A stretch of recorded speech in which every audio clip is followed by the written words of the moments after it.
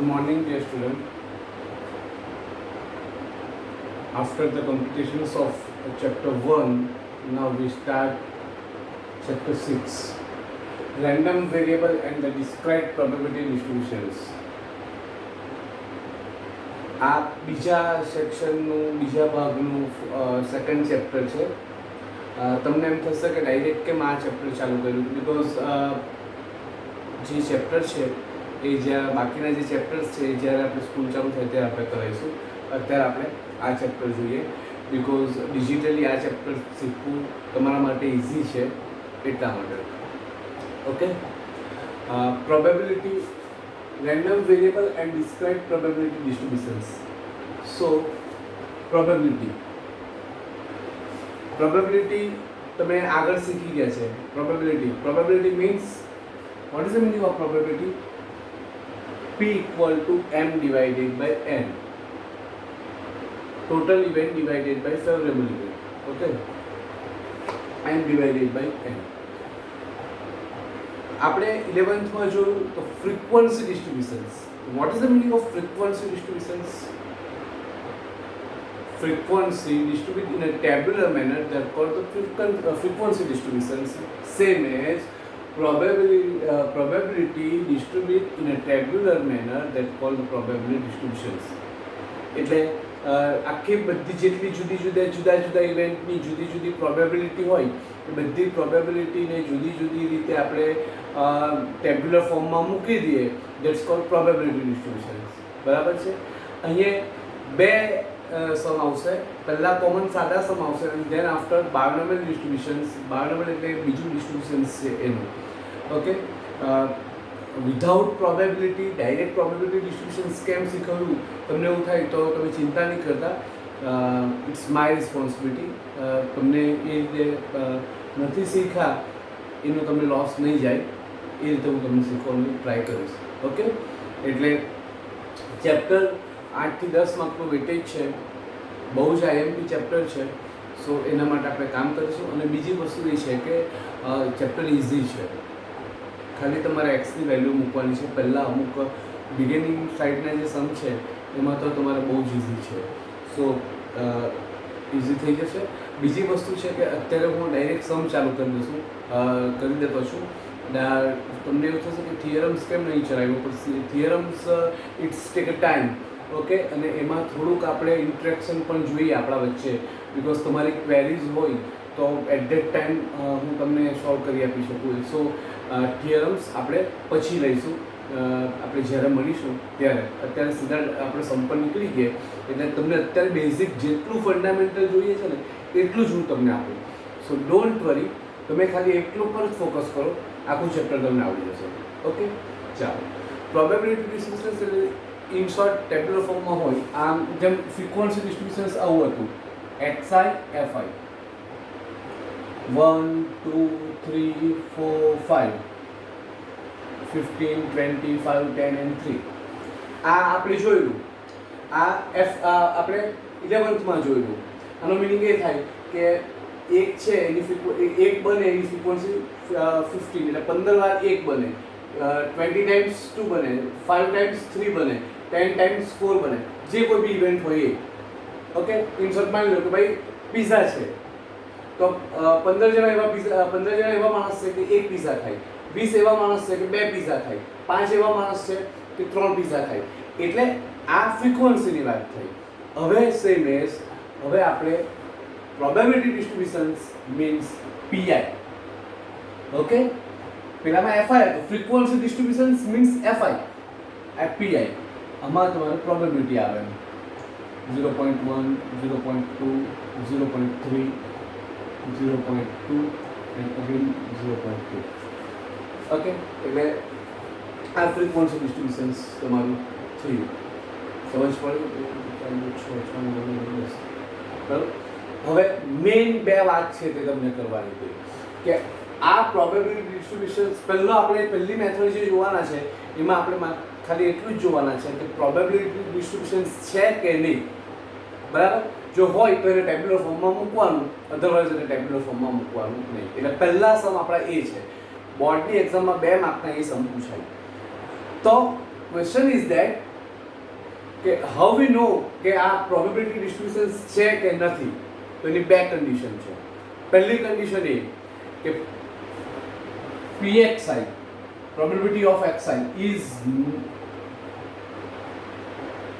greater than equal to 0, એ 0 કરતા વધારે જ હોય.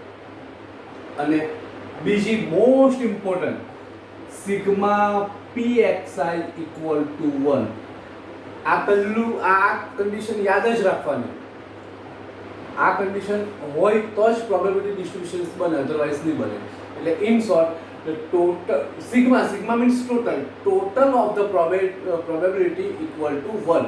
So jo 0.1 0.2 3 3 6 6 to 8 8 to 1, so one thing is in short probability total 1 થાય તો probability distributions છે, જો 1 નહીં થાય તો probability distributions નથી. ઓકે, ને જો distributions હોય તો તમારે ટેબ્યુલર ફોર્મમાં મૂકી દેવું. Is that clear? અત્યારે તમને આટલું જ જોઈતું છે કે અત્યારે હું તમને આટલું જ આપતો છું. આનું ડિટેલિંગ બહુ જ છે જે આપણે સ્કૂલમાં ડિસ્કશન કરશું, પણ અત્યારે તમારે સમ ગણવા માટે આટલું નીડ છે તો આટલી જ આપણે પૂરી કરીએ. ઓકે, ડિટેલમાં અત્યારે નહીં જઈએ. બરાબર, ચાલો આપણે એક્સરસાઇઝ ચાલુ કરીએ.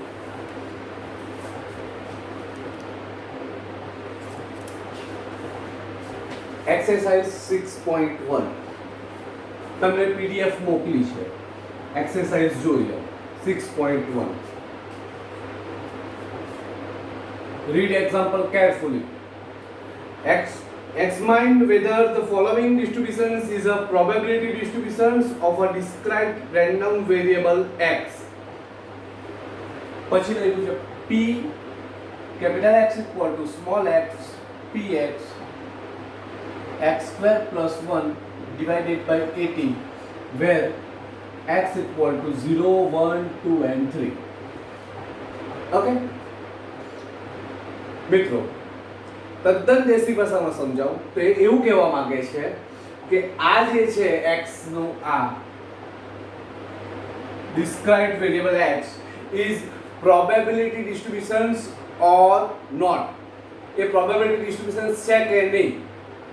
મિત્રો આપણને probability distributions છે કે નહીં કેવી રીતે ખબર પડે? તો ઈઝી વસ્તુ છે કે probability in total જો 1 થાય તો it's a probability distributions, જો 1 નહીં થાય તો it's not a probability distributions. Okay, જો સમ કેવી રીતે કરાય એકદમ ઈઝી છે કે px એટલે તમને આપી જ દીધું છે, એ તમને કી આપી દીધી કે આ કરજો અને પછી પ્રોબેબિલિટી ફાઇન્ડ કરવાની. સમજ પડે છે? પ્રોબેબિલિટી નું ટોટલ 1 થવું જોઈએ. તો મેઇન વાત તો એ છે કે તમને પ્રોબેબિલિટી મળે તો એનું ટોટલ 1 કરીએ ને. તો હાઉ યુ ફાઇન્ડ પ્રોબેબિલિટી, કેવી રીતે તમે ફાઇન્ડ કરો? તો એ માટે તમને આપેલું જ હશે બધા સમમાં x² + 1 ડિવાઇડેડ બાય 80. વારાફરતી કિંમત 0, x જાવ તો 0 મૂકવાનું, 0² + 1 divided by 80, so 1/80 p1. x ની જગ્યાએ હવે કેટલા મૂકવાના? 1 1² + 1 divided by 80. 1² means 1 + 1 divided by 80, so 2/80 p2. 2² + 1 divided by 80, so 2² 4 + 1 divided by 80 equal to 5/50 p3. 3² + 1 divided by 80, 3², 9 + 1 divided by 80, so 10/80. Okay, ચાલો હવે ટોટલ કરી દેવું, તમને ખબર પડી જાય કે it's a probability distributions or not. 1 3 3 8 8 10 18 18/80, so 1. જો પ્રોબેબિલિટી ઇન ટોટલ 1 થાય તો ઇટ્સ અ પ્રોબેબિલિટી ડિસ્ટ્રીબ્યુશન્સ. એટલે આપણે એ લખી દેવાનું sigma px equal to 1. As you know px equal to 1 એટલે તમારે એવું લખવાનું it's a probability distribution. બરાબર? અને whenever you write that it's a probability distributions. You has to mention probability distributions. તમારે એનું probability મેન્શન કરવી પડે એટલે એને શું કરવાનું ટેબ્યુલર ફોર્મમાં મેન્શન કરી દેવાનું. તો કેવી રીતે ટેબ્યુલર ફોર્મમાં મેન્શન થાય? x equal two small x અને બીજું px. x એટલે આ તમને ખબર જ છે 0 1 2 3 બીજો એક બ્લોક ટોટલ 0 ની પ્રોબેબિલિટી કેટલી છે 1/18. આની કેટલી છે 2/18. આની કેટલી છે 5/18. આની કેટલી છે 10/18. So equal to 18/18 1. Sum finish. 3 માર્કનો સમ છે. સમજ પડી? વન્સ મોર, એકવાર પાછા. Examine whether the following distributions is a probability distributions of a discrete random variable x, and the formula is p capital X equal to small x equal to px x square plus 1 divided by 18, where x equal to 0 1 2 3. In short, દેશી ભાષામાં તમને એવું કીધું કે આ probability distributions છે કે નહીં. તમને ખબર કેવી રીતે પડે? તો કે ભાઈ પ્રોબેબિલિટી ટોટલ 1 થાય તો તમને ખબર પડે કે આ પ્રોબેબિલિટી ડિસ્ટ્રીબ્યુશન છે. હવે ટોટલ 1 કરવા માટે તમારે પહેલાં તો પ્રોબેબિલિટી ફાઇન્ડ કરવી પડે. તો પ્રોબેબિલિટી કેવી રીતે ફાઇન્ડ કરવાના? તો એનું તમને આપેલું જ હશે, બધા જ કમ્પલસરી આપવું જ પડે. આપી દીધું. હવે x ની વેલ્યુ જે ડિફરન્ટ વેલ્યુ મૂકતા જવાનું. Putting x equal to 0 0 square plus 1 18. Putting x equal to 1 1 square plus 1 divided by 18. Putting x equal to 2 2 square plus 1 divided by 18. So total is 1. Total is 1. Whenever the sigma px equal to 1, so it's a probability distribution. જો નહીં હોય તો it's a not probability distribution. It is not a probability distribution. Okay? અને પછી આ ફોર્મમાં મૂકી દેવાનું. Concept clear? સમજ પડી? 5 સેકન્ડ માટે જોઈ લો, પછી નેક્સ્ટ સમ ચાલુ કરીએ.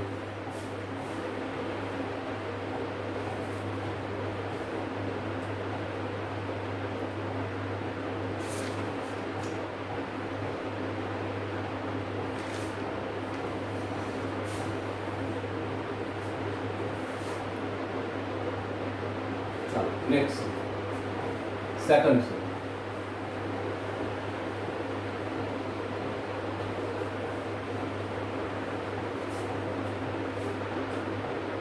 Second sum भी એવું છે કે examine the whether the following distributions is a probability distributions of a discrete random variable x. Okay? Capital X equal to small x equal to px. X plus 3 divided by 15, where x equal to 1, 2 and 3. Done? હવે આપણને એવું કીધું કે determine that it's a probability distributions or not. તો આપણને ખબર કેવી રીતે પડે કે જો ટોટલ 1 થાય પ્રોબેબિલિટીનો તો it's a probability distribution. 1 નહીં થાય તો probability it is not a probability distribution. આટલું લખી દેવાનું છે. ડન? ચાલો, હવે એક કરવા માટે તો આપણને પ્રોબેબિલિટી જોઈએ, એટલે પહેલા બધાની પ્રોબેબિલિટી ફાઇન્ડ કરવાની. કેવી રીતે ફાઇન્ડ કરવાની? એમણે આપેલું જ હશે. આપે છે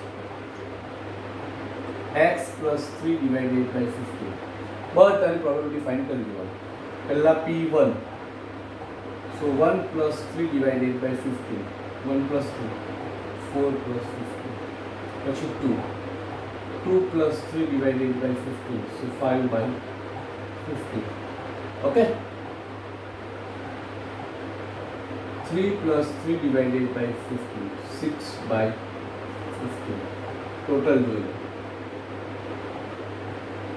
9 9 6 15. 15 divided by 15, so 1. So sigma px equal to 1. Total probability equal to 1. So sigma px equal to 1. px equal to 1 આવ્યું એટલે એનો મીનિંગ શું થયો કે it is probability distribution.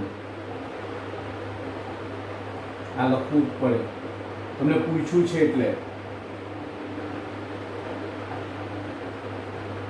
Okay, હવે પ્રોબેબિલિટી ડિસ્ટ્રીબ્યુશન્સ મૂકી દઈએ એને ટેબ્લો ફોર્મમાં.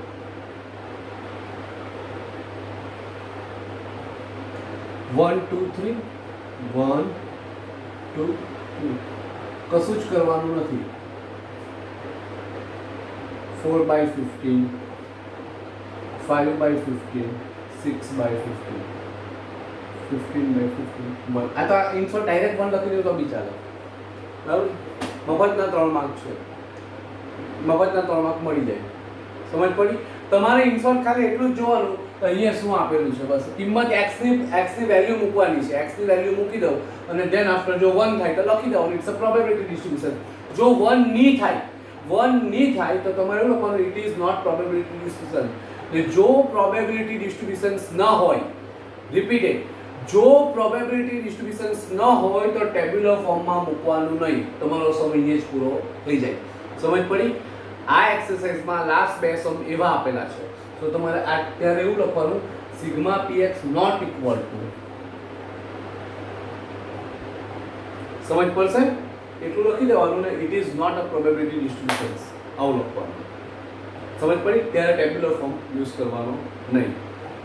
આનો એક એક્સરસાઇઝ આપી છે, એ એક્સરસાઇઝની પીડીએફ તમને મોકલી દઉં છું. સો આ જો આ વન ડે ગેમ છે, વન ડે ગેમ તમારે તાત્કાલિક એ કરી જ નાખવાના બધા સમ, બહુ જ ઇઝી છે. એટલે બરાબર છે. પછી આપણે એને ચેપ્ટરને એટલું રન કરતા જઈશું રોજે રોજ. બરાબર? ત્યાં સુધી stay tune, stay safe, stay at your home અને વ્યવસ્થિત આ બધા સમ ગણજો. ઓકે, જય શ્રી કૃષ્ણ.